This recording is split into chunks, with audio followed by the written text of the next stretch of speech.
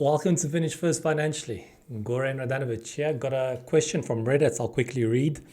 Just give my take on it. Obviously not financial investment advice. It says 60-year-old about to lose job after an injury. I'm posting on behalf of my father. My father just turned 60. He's a plumber. Back in March, he broke his ankle when he slipped. This was not on the job. He required surgery and was off his feet for 6 weeks. He's been back to work for about 2 months now, but business has been slow.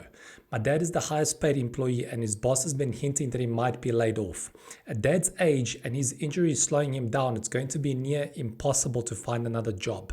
He doesn't know what to do and I'm not sure how to advise him, so I'm reaching out to internet strangers for advice.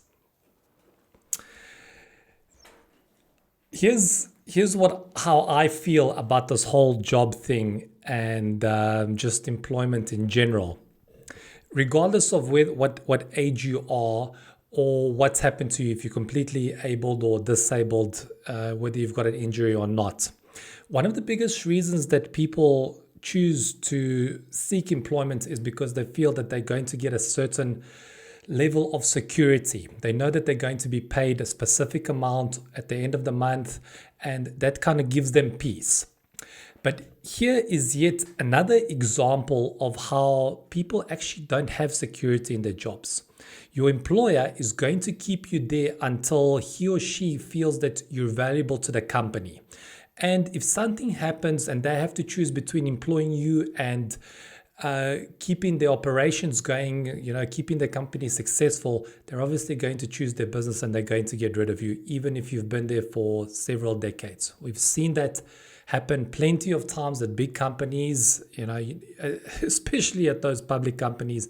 Don't think because the company is huge that they are not going to get rid of you. They absolutely will. And even small companies will do the same and just about everywhere else. So to answer your question, what I would do in this situation, especially because your father has a very good skill. Lots of people are looking for plumbers. And the problem with seeking services from a big plumbing company is that they're very expensive. So what most people who own homes are looking for is a reliable handyman, a good plumber who's going to do the job at an affordable rate. And this is exactly how I would approach the situation. I would offer my services in my own capacity, work for myself. And the great thing about this is that at your dad's age, because he's got an injury and he's 60 years old, he can choose which jobs he's going to take on. And for a plumber, it might take a few weeks or a month or two until the word gets out about his services. But then once he gets going, he's going to have plenty of work and he can pick and choose which jobs he can do. And this is the best way to go about it because, first of all, you are highly likely to make more when you're working for yourself and you're not going to fire yourself. That's another big thing. So as long as you keep providing a good quality service, you're going to have repeat customers and those customers are going to recommend you to their friends. They're going to do marketing on your behalf and they're going to, word of mouth advertising is the best kind of advertising. It's free and it's the most effective. And this is the way that I would approach the situation, and even if you are in a position where you've got a fixed income and nothing of this sort has happened to you, but you want to transition into providing services in your own personal capacity and eventually switch completely over to that, doing it full time. The way you could do it is offer your services at night after your full-time job, offer your services over the weekend, and you slowly but surely transition. The work gets so much, you have so many clients eventually coming in after a certain amount of time that you're able to leave your full-time job. This is the way, one of the best ways that I found to transition from having your full-time job to actually starting your business, doing it part-time until eventually it spreads so much, it becomes so, the work, you receive a tremendous amount of work. There's high demand for your services, for your business, that you eventually do it full time. And that's really how I did it. And, I think your dad has got a great opportunity to also take that route.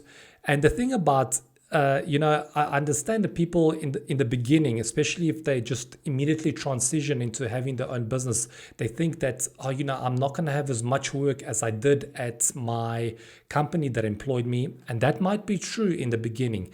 But the thing is, when you're working for yourself, remember that everything, what you're charging is going to you. You're taking that whole amount. So even if you have one client every second day or every third day in the beginning, by the end of the month, you're likely to earn just as much by having less work as what you did when you were earning a full-time income, because you're charging for your services. And even though you've got less clients, you can still probably in many cases make as much as you did at your full-time job, because you're taking that whole amount for your services. You can structure how the packages that you're going to offer, the hourly rate or however it is that you're going to. So chances are high that you'll still be able to make just as much as you did at your job. And then eventually, once the business picks up, you'll probably make even more than what you did at your job, and you'll be doing the jobs that you really want, and you'll be working for yourself, and you don't have to rely on anybody to pay you, because you're going to get paid from your clients. And as long as you keep providing a good service, then you've got nothing to worry about. You're going to keep having an income, and it's not going to be a case of, that's really when you have security, when you feel that you're in your own business. For me, that was the best security that I ever had. So if you want to learn how to have multiple streams of income and how to transition from your full-time job into your new venture, you can check out my book, From Homeless to Debtless with Savings. I'll put a link in the description below, and I wish you all the best.